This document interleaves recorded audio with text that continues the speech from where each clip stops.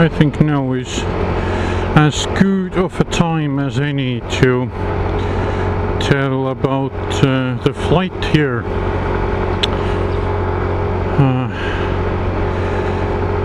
I actually bought these tickets not after the Hippodrome's comment about adjusting the camera, which we already know that did not improve much. The camera still has shut off on its own a couple of times without any information why. I wonder if there's a way to turn on vlogging or something on the camera to see what kind of errors have popped up, but yeah. About the flights, I actually bought the tickets January this year, so almost a year in advance, because of the price difference. There's roughly €1,000 price difference, maybe a bit more, whether you choose your own dates or you take this cheap offer, and that is significant enough amount that that would determine whether I can come here or not. Anyway, initially when I bought the tickets, the idea was that I will ride a ferry to Helsinki, Finland, board a plane from there, fly to Turkey. From Turkey I will fly to Hong Kong, from there to Manila, which is the capital of Philippines, and from there I will come to this island, which is Cebu Island. But during the summer the flight schedules changed a lot. Even the flight companies changed. I can't even remember who I was supposed to fly with originally. Anyway, when I boarded the boat from Tallinn to go to Helsinki, I was sure that I will fly to Frankfurt, from Frankfurt to Hong Kong, and from there directly to Cebu. When I reached Frankfurt, everything seems to be in order.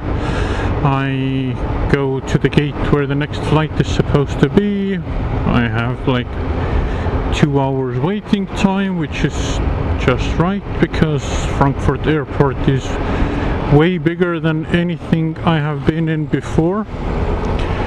It took me time to find the correct terminal and so forth.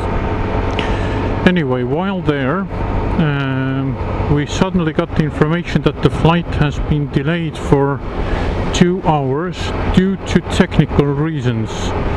So technical reasons, some issue with the plane.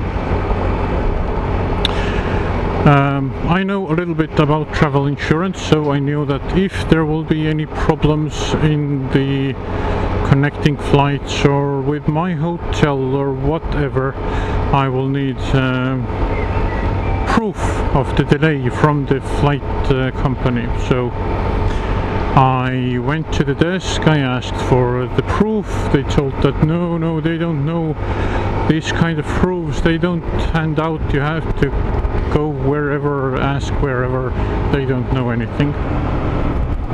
I explained why I need the document, and yeah, they still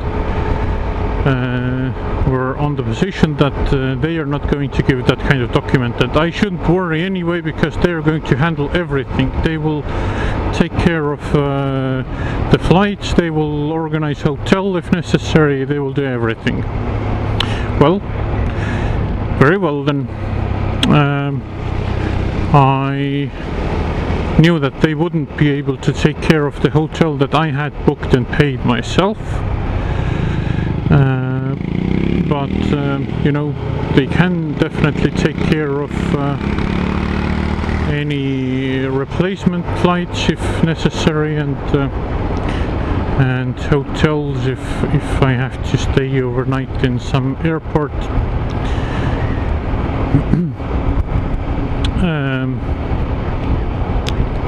By that time I was up for quite a while, because I took the ferry to the Helsinki, one of the latest ferries, the previous evening, and flight to Frankfurt was one of the earliest flights, but I didn't want to take a hotel in Helsinki. I just figured I will spend the time in a hotel watching Netflix and whatnot, and I will sleep on the flight from Frankfurt to Hong Kong, which is like a 12-hour flight or something, so made sense, right? So a couple of hours pass, and the airline company tells me that you know, the flight's not gonna happen at all. The plane has been declared unserviceable, whatever that means. I doubt that they're gonna scrap it, but apparently they were not able to repair it then.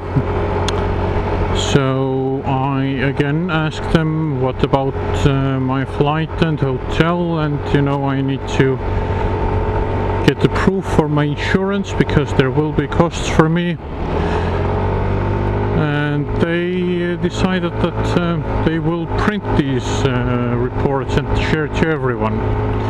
So I got that. Then in about half an hour they arranged a replacement flight, not to Hong Kong but to Korea, Seoul, or I don't know how to pronounce it.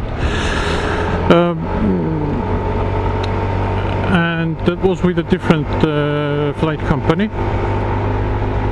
So I boarded that plane.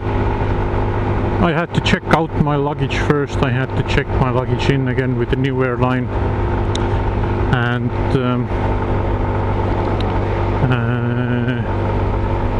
got on board of that plane, but that left another few hours later, which meant by that time I was already like close to 24 hours on my feet.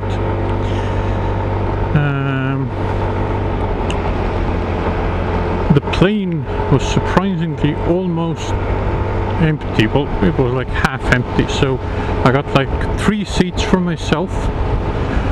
So I figured, good sleep, here I come. But I was not able to sleep properly in the plane. I'm not sure if it was the engine noise or was it just the uncomfortable position on the seats, or I'm not really sure. But I wasn't really able to properly sleep. And then in Seoul I had to wait for my connecting flight for like 7 or 8 hours, quite a long time. Really didn't want to sleep in the airport. I actually tried to nap there, but you know, you worry about your luggage that you didn't check in. I took a shower in the airport, I ate there, I spent some time there, got in touch with the hotel that I booked, and I informed them that I'm going to be like 12 hours later than originally planned, and the date is actually going to be a new one. They wanted me to check in before midnight.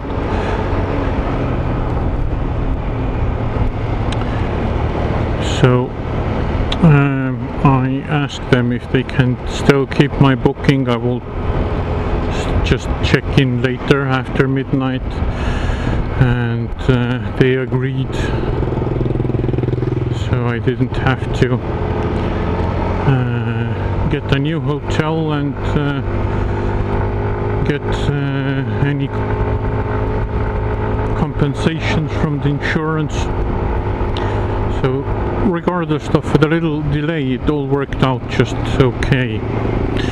But I was so tired that I just